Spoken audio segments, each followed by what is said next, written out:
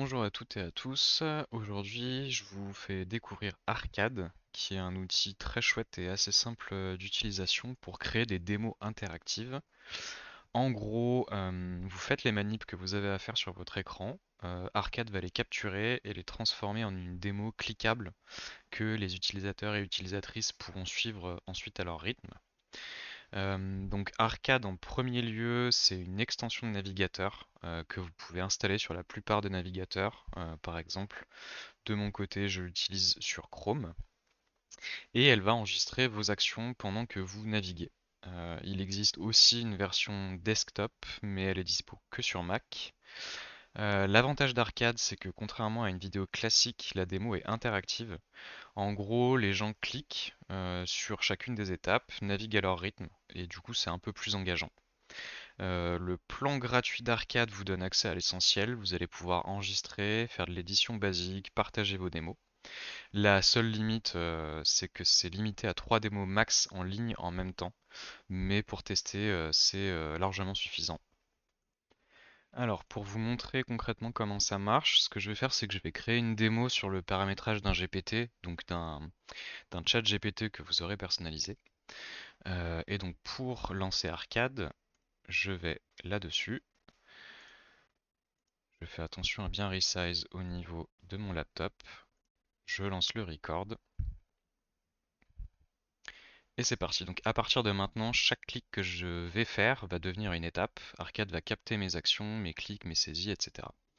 Donc pour aller modifier son GPT, et pour le configurer, ça se passe ici. Donc on lui donne un nom. J'avais déjà fait ce chat GPT, c'est uniquement là pour enregistrer la démo. Donc je fais juste des actions basiques avec des petits clics basiques pour que Arcade puisse tout choper.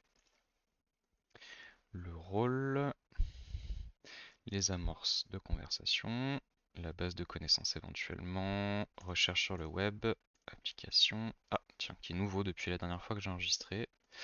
Canva, génération d'images, interpréteur de code, mettre à jour.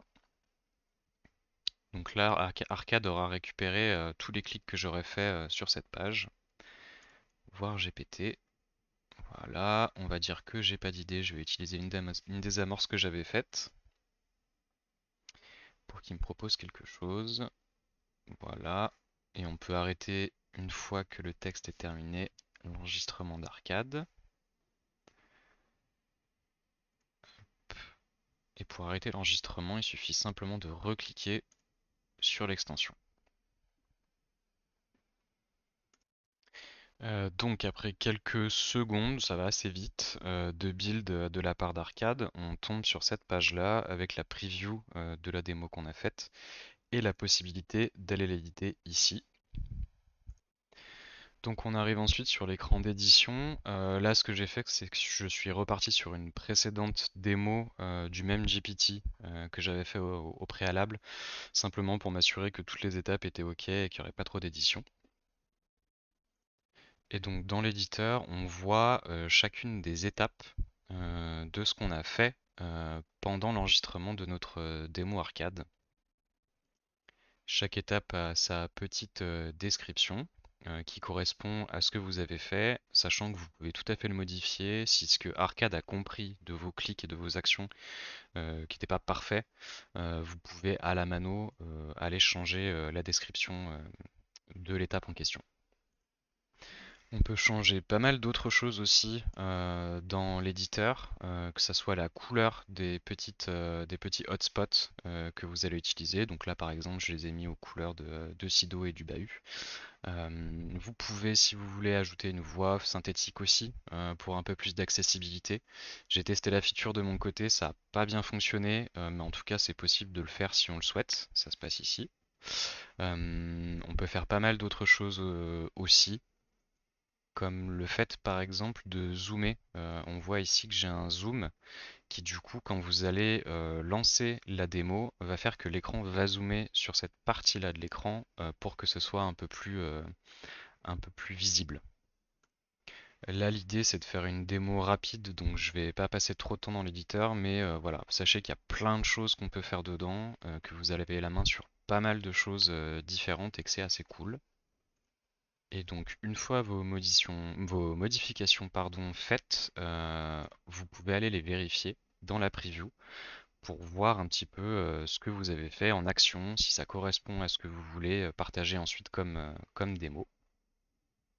Voilà, ça se passe comme ça. On clique sur chacune des étapes.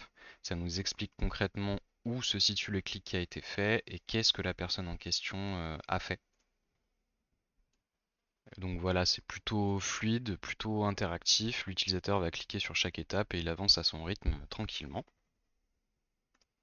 Et une fois qu'on s'est assuré que toutes les étapes étaient bonnes, que la démo correspond à ce qu'on avait en tête, il suffit simplement de la partager ici avec un petit lien qu'on peut copier-coller. On peut également l'embed, donc c'est-à-dire l'intégrer dans un site. On peut en faire un GIF.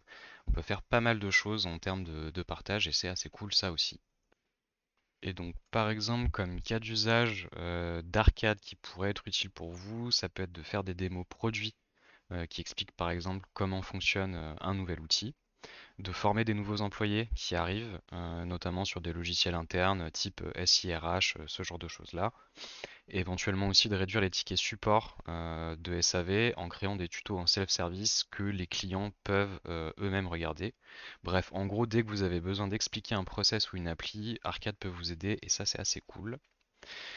Maintenant qu'on a vu les côtés cool, les limites qui sont essentiellement liées au mode gratuit, c'est qu'il n'y a que 3 démos comme je disais au départ, 3 démos max en ligne en même temps. Maintenant, vous pouvez tout à fait en supprimer pour en créer d'autres, c'est juste que vous ne pouvez en avoir que 3 à la fois en ligne. Si vous êtes sur la version gratuite, vous aurez un watermark arcade aussi sur vos démos en bas à droite. Et vous n'aurez pas accès non plus aux analytics de vos démos, voir si les gens ont bien cliqué, s'ils sont allés jusqu'au bout, etc. Pas de collaboration en équipe non plus. Maintenant, au niveau gratuit, franchement, ça suffit largement pour découvrir l'outil, faire quelques démos perso et c'est déjà plutôt cool. Donc voilà, l'idée c'était de faire assez rapide, juste vous faire découvrir l'outil. Vous savez maintenant que ça existe et ce que ça peut faire. En quelques minutes, on peut créer des démos interactives sans avoir de compétences techniques. Si ça vous intéresse de le tester, vous trouverez le lien en description. Et je vous laisse aussi en bonus la démo que j'ai faite sur le paramétrage des GPTs et le GPTs lui-même si ça vous intéresse aussi pour de la génération de prompts texte ou image. Salut!